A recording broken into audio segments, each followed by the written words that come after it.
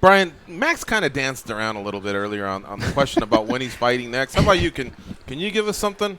April, May, and if it's not Aldo, because Aldo's been tagged with Nurmagomedov, possibly Ferguson. So let's just say he does do that.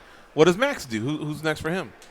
We haven't discussed who the opponent is going to be yet, but I mean, it's probably The Edgar May-ish. sweepstakes? Frankie Edgar, is he in the sweepstakes at that point? Hopefully, it's going to still be You Aldo. want fresh matchups, right? Bro? Whoever can get it, man. If I said this after the fight.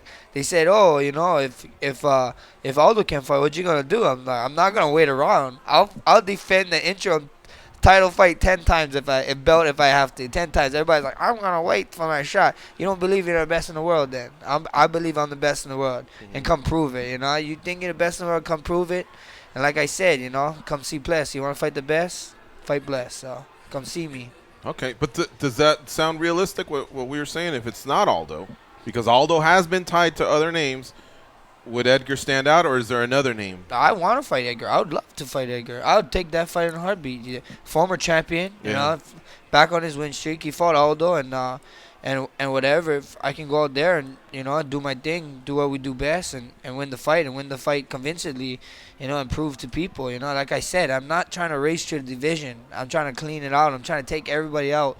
When it's said and done, and Max Holloway's hanging up his gloves or putting his glove in the middle of the cage, I want everybody to be like, damn. That'll be there's a sad no what fucking ifs. day, man. That's like, there's I no love what watching ifs. you This fight, guy, dude. this guy was one of the best to ever done it. So that's what I want to do. And if you don't want to challenge yourself, I'm not over here picking and choosing my fights.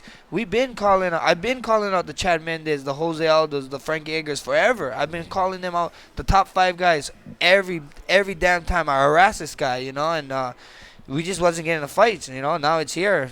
I want to fight him even more, it's even more, the storyline's better. We interview so many fighters, and they have good records. We've just never heard of them, but they don't put themselves out there. They don't say anything, and I think a lot of people could learn from your blueprint, and, Like, you have to back it up, too. You can't just be talking shit and be 0-10. You have to be, 10-0 is nice. Yeah, it's the thing, it's like, I tell everybody's like, oh, this and that, there's only one Conor McGregor, and it is what it is. The way he talks is the way he talks, I can't talk like that, it's just different, it's just different, but, you gotta speak up, you gotta speak your mind, you gotta put your foot down for yourself at some point in life, and that's just what it is, it's speak up, and talk. You get a little chirping, people start getting on, and this and that.